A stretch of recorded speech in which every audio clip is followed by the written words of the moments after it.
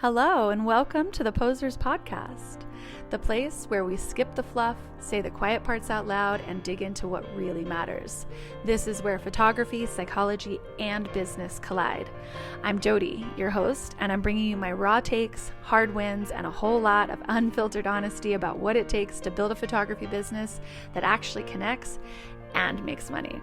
So ladies, grab your headphones and get your tits up and your ears open because we are going to build something really incredible together. Hello, and welcome back, my beautiful posers, to another episode of the Posers Podcast. Last week's episode started from a DM conversation with a photographer asking how to attract a luxury client base without alienating the clients that she already has. Now, whenever we dove into this question, I knew that it was a massive topic that we were sort of opening Pandora's box by even getting started with it. But as I'm diving in and as I'm answering part 1, part 2, part 3, part 4 of this question in my head as I'm formulating these podcast episodes, I'm sort of thinking, like, where do we stop talking about this? Because that's kind of the whole entire point. Luxury isn't a start and finish, and it's not a here's how you do this, here's how you do that, and then you're done. It's something that permeates through every single part of your business. If you kind of imagined your business as a bubble, like your business sort of operates inside of this one big bubble, then luxury would literally be like putting a blanket on top of that bubble and sort of wrapping it all the way around it. That's how luxury feels for my business, at least. And that's how luxury feels for other places where I experience luxury in my life. And in how it is talked about even whenever I am reading and researching about it. So luxury is obviously not this quick little just raise your prices and then get a natural light studio that has all white furniture in it and call it a day, even though that is not shade, because I'm literally sitting inside of a beautiful natural light studio with a lot of white elements happening. Not that it has everything white, but so that is not shade. I'm just simply saying that luxury is not just making sure that you have that studio or just making sure that you raise your prices or just making sure that you say that you're luxury in your Instagram bio. Luxury is a whole entire breathing organism. It is psychology and it is perception and identity, and it's the environmental design around you, obviously, but also it's hospitality, and it's really just human behavior too. If you listened to last week's episode, then you already know that we spent a ton of time talking about defining luxury correctly for your specific market, because I really made the point. I'm giggling because last week was the first time that I ever brought hookers and blow into a conversation because I was talking about luxury inside of Las Vegas. Is it surprising that it took me a year to start talking about hookers and blow on this podcast? Maybe. But luxury here in my city, in Las Vegas, obviously looks very wildly different than luxury in, say, Ohio, which is where this DM question sort of originated. But on that episode last week, we talked about studying affluent human buying behavior, and we talked about market research and understanding the actual lifestyle that your clients live instead of just building a brand based on assumptions or what kind of lifestyle you think that those clients have. We talked about how luxury is less about price and so much more about perceived value and perceived rarity and exclusivity. The episode last week was actually really long and really deep. So if you haven't listened to it, you should pop back an episode and go listen to that also, because we also started to dive into portfolio curation and artistry and refinement, and how affluent clients are not just evaluating you based on photography, but they're evaluating based on your taste level and your curation and your ability to have a really refined look to what it is that you're creating. We talked about how your Instagram feed cannot feel chaotic in any kind of way if you are trying to position yourself as luxury. We talked about the presentation of it all and how restraint and discernment is actually a really big part of the game, because luxury is often so much about what you withhold and not just about what you're showing. I also mentioned in the last episode how big this whole entire topic and this whole entire conversation is going to be, and that I don't know how many parts there's going to be to this podcast that we're talking about this, but what I do know is this is officially part 2. And I know that there's going to be a part 3 also, but who knows how much further it's going to go than that. So honestly, the timing of all of this is actually really insane, because while we are like actively dissecting luxury on this podcast, while we're talking about the perceived value and the emotional buying behavior and the elevated client experience and all of that, just earlier today, I had a sales meeting. I had a reveal for one of my clients, and I knew that it was going to be a really great sale, but it ended up being the highest sale that I have ever had inside of my studio ever. And it's mind-blowing that it was on a 1-hour extended family photo shoot that happened right here in my studio. I didn't even have to go outside. I didn't even have to schlep any gear. I didn't even have to sweat. Actually, that's not true, because I sweat even whenever I'm in my studio. But I didn't have to sweat outside in the Las Vegas desert heat, which is currently 110 degrees right now. Actually, it's not. It's 102, but feels like 110. Okay, so I know that this is the compounding effect of years and years of intentionally building an environment and a brand around my business that feels luxurious before anyone ever even steps inside of my studio, before anyone ever even comes in and spends $1.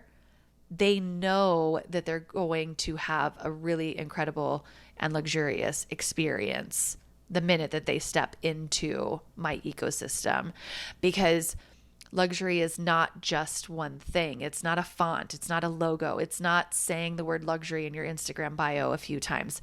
It's a whole entire world. It's the accumulation of 1,000 tiny details stacked together in a way that really makes people feel something.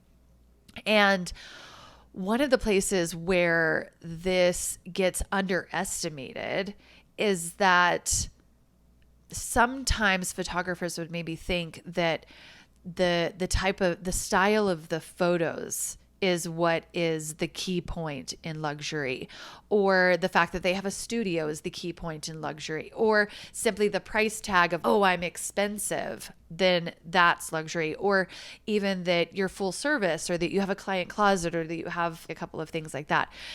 They think that that signals luxury, but really the thing that signals luxury is the whole entire client journey itself, because that whole entire experience is what really matters, not just the photos.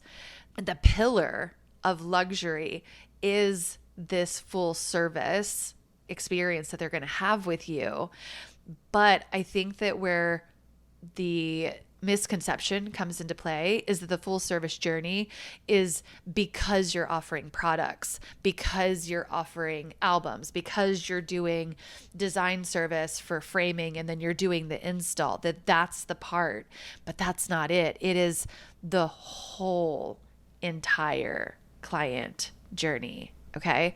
So luxury even starts long before the photo shoot ever happens. Okay.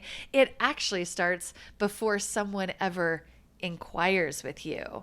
It starts with the perception. it starts with that bubble that's kind of outside of the business that I was like mentioning before. It starts with how everything feels. It starts with how your Instagram feels, how your website feels, how the language inside of your emails feel, the language inside of your captions, how that feels, whether your business feels very calm and very intentional versus whether or not it feels like there's a sense of desperation in wanting to book shoots. Because affluent clients are not just buying photos, or they're not just buying a photo shoot. They're buying that emotional certainty that comes along with who they're hiring. They want to feel taken care of. They want to feel guided. They want to feel like someone incredibly competent is in charge. If not, they want to know that you are not just competent, but that you're the expert, that you're the go-to, that you are the authority in your industry. Luxury clients do not want to make more decisions. They want to make fewer decisions. The luxury buyer expects that they're going to hire an expert because they always want the best. They think nothing of hiring an interior designer, a private chef for a dinner, a housekeeper, a nanny. Every single part of the hiring process, they understand like how valuable their time is. And so with that hiring process, they understand that outsourcing to these experts is how they buy their time back. It's absolutely part of their world and how they operate. So luxury is leadership. Luxury is them knowing that they can hire you and then forget about it because you'll make the best decisions for them. Sometimes even my clients know that I will make better decisions than they would even make. In fact, I actually just had a photo shoot this morning with an incredible family. And the dad, who I'm actually really great friends with now, we used to do weddings together and things like that. But the dad is actually the best florist in our city, not even just in our city. He is an incredible, world-renowned florist. He flies all over the world for events in every single country. He literally works with Kris Jenner, okay? His eye for design is easily the best that this city knows. So he came into the studio this morning and he told me he's got 3 boys and 1 little girl, and the little girl is the baby. And they're just a dream to photograph because you can only imagine like how gorgeous they come head to toe. Absolutely perfection, this family. Okay. And I don't even have to get my stylist involved because he loves design and styling so much that he wants to do it for his own family. And that's perfectly fine because I trust him just as much as I would trust myself. So he came in and he told me that he wanted a photo almost exactly like what we did for their last session. But their last session had the little girl. She was a newborn baby. And even though I don't do newborns, I did newborns for him. So she was a newborn baby in this photo, and he came in and he was like, I just want to basically recreate this same exact photo, but now Valentina is a year older. And so it's more of a full family photo instead of the baby being wrapped and we couldn't even see her face. And the other one, because mom was holding her down in her lap. So I mean, not holding her in her lap the way that you would a toddler, but you know what I mean. She was holding the newborn, so we couldn't actually see her face. Anyways, tangent. Okay, so he came into the studio this morning and told me that he wanted a photo almost exactly like what we did for that session. And so I told him, I was like, for sure, I'll grab that for you, but let me cook. Let me do what I do. And I told him, I was just like, you sit back. I've got this. And I reminded him, I was like, do you know who you're dealing with? Do you know who you're talking to? You know that you come to me for a reason. Okay. And we're very close friends. And so I could banter with him, no problem. But he ended up loving what I did way more than what he came in here for. Because Also, I'm in this really great creative space right now. I've been composing images in a really fresh way lately. And so him coming in was just perfect timing because I didn't do anything that was my standard look. And I did a lot of new stuff and I did a lot of playing with different composition and things like that. And he was blown away. And that's the feeling. Clients have to know that you've got them. Okay. They have to know that they're walking into your space. So even from the very first inquiry, it's actually, you know what, go back and listen to the last episode if you haven't. I'm assuming by now we're this far in. I'm assuming you have. But it's like I mentioned in the last episode, in last week's episode, that my first response to an inquiry is never about pricing, even if they ask for it. I'm vetting them just as much as they're vetting me.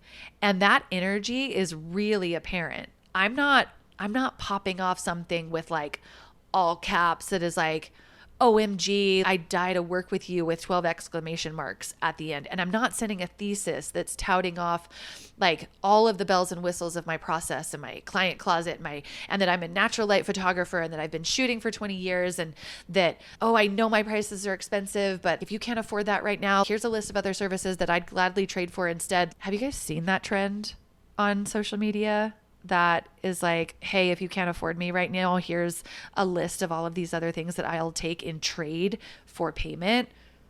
Do not activate me. Okay. You guys didn't activate me. I just activated myself. Do not even get me started on that trend because that is a topic for a whole entire different day. But there is a huge energetic difference between, oh my God, I'd love to work with you with 14 exclamation points versus guiding and owning the conversation and understanding human behavior and leading the client to the booking process. One of those feels frantic and the other one feels authoritative. And that really, really, really matters. So that client journey, even though we're saying that, no, it starts at perception, it starts at that bubble, it starts at how everything feels for your business. Now it's starting with that first inquiry and how you step into that, how you let yourself be perceived from that exact moment. And that really matters because then once you get that booking, then they're going to go through the whole entire pre-session experience with you. And if they already have one perception of you, then leading into this next section of your client journey would be impossible unless if you had owned the conversation when they were booking, because then we're going to come into wardrobe styling and mood boards and location planning and all of that. And what I'm doing is I'm leading them through thinking just the points that I actually need from them regarding a small glimpse into their vision and if they have a preference on location and maybe the overall feel, the overall vibe, like how they want the shoot to feel, whether or not they want, something cozy in the studio or if they want to feel a little bit more dressed up, if we're going to go outdoors, what the location is, what the feeling is, what the vibe is. That's all I really need from them. Because other than that, I make every other decision for them. My stylist sends over a list of options for the mom. She chooses her favorites. She orders all of her favorites. She sends me try-on photos.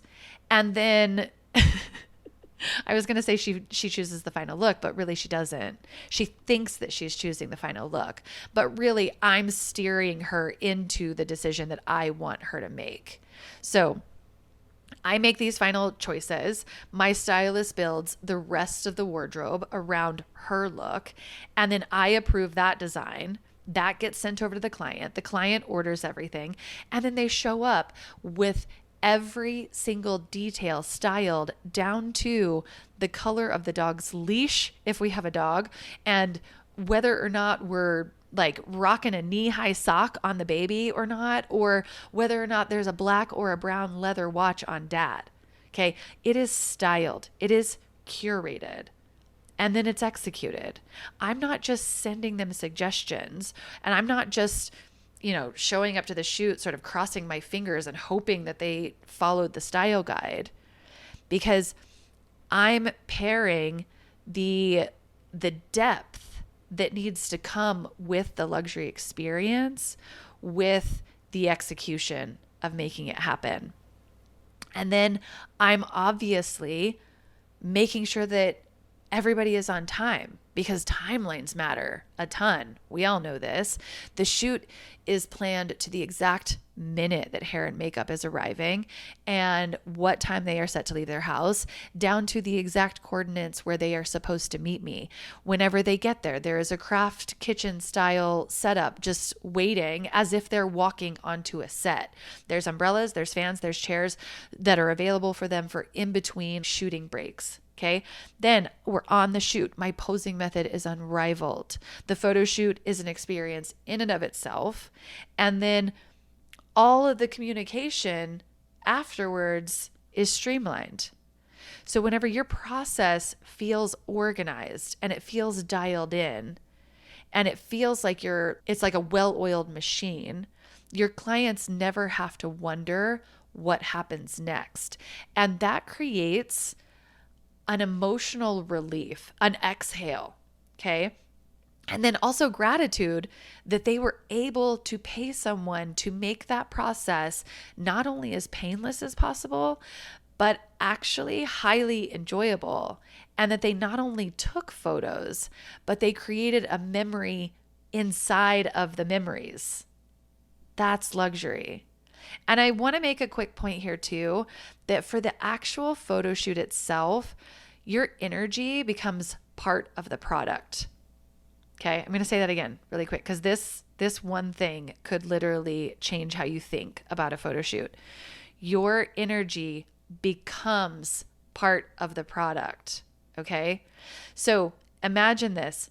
If you are going out on a photo shoot and there is stress or there is awkwardness or the actual photo shoot itself is not enjoyable, and you sort of fluff it off and you tell them, oh yeah, nobody feels comfortable doing this, or oh yeah, family photo shoot day actually just kind of sucks, and you just got to grin and bear it, and you can hate the process, but you can love the product. That is not true.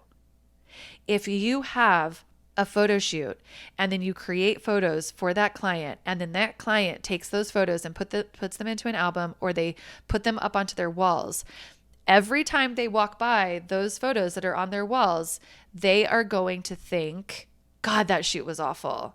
They are going to think, oh wow, we look really great, but I remember how awful that day is. That's why I say that whenever they're on a photo shoot with me inside of my posing method, then I am creating memories inside of the memory that they thought that they were going to come and show up and create. Okay. Your energy becomes part of the shoot.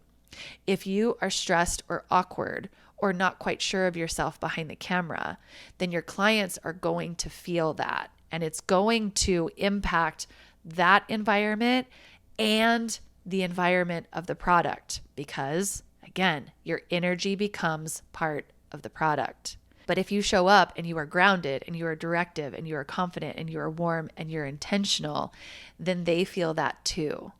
And your clients are buying the emotional atmosphere as much as they are buying the photos, especially if they are thinking about booking you again and again and again for the years followed, because that for sure is what they are buying.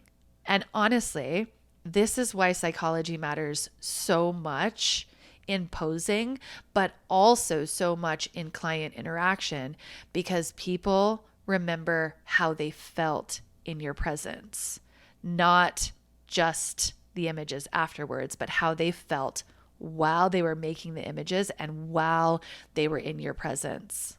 And that has just as much to do with how much money you will make in the sales room than what your actual photos would demand. All right. So then if we're talking about this whole entire client journey and how we're weaving the luxury into the whole entire tapestry of it. So then after the shoot, the experience simply continues. Luxury brands don't disappear just right after the transaction happens. So this is where your guidance and then the reveal and your presentation, and honestly, never underestimate that presentation. Never underestimate how much the ceremony of it all matters, because people want to feel like they purchased something with significance and value. Just as much as you enjoy the seamless packaging that, like, whenever you buy something from the Apple store, whenever you're opening those Apple products, and it's so satisfying to pull those little tabs and literally everything is packaged exactly. The packaging is obviously built around the object. You enjoy that. You enjoy that just as much as you enjoy the designer gift bag on your arm as you shop, right? Luxury clients will pay attention to these details coming out of your studio too. So you can see now how the price itself is not the signal, that the perception of value is the signal for luxury. And that perceived value is created through consistency in your visuals, your communication, your experience, that emotional safety that I was talking about, and in leadership. So clients at the luxury level, they want to know that if they spend this amount of money on something, then they're walking into a guaranteed level of excellence and care. And that is what luxury brands actually solve. They solve that uncertainty. So, tying everything in from last week to this week, your language should sound intentional and authoritative. Not mean, not aggressive, not assertive, but authoritative. Your environment, whether you have a studio or not, should feel elevated. Your visuals should feel cohesive. Everything should feel like one continuous point of view, one standard, one identity, one feeling. And if any part of that experience feels inconsistent, then it's going to chip away at your perceived value. So next week, we are going to dive into the other part of this question that this photographer asked in my DM, because now that we've defined luxury and we know the touch points of how to actually execute it, then we're going to talk about how we can move from the bargain shoppers to the luxury client without alienating the audience that you might currently have. Okay? That is it for today. Bye for now, posers. Okay, so that is a wrap on this episode of the Posers Podcast. If you loved it, please subscribe, rate, and review, because honestly, algorithms are needier than all of our ex-boyfriends combined, and ladies, I need all the help I can get. If you've got thoughts, questions, love letters, even hate mail, please send them my way. I actually read every single one of them. So until next time, stay bold, stay messy, and don't let the bullshit win. Tits up, ears open, and go build something incredible. Bye for now, friends.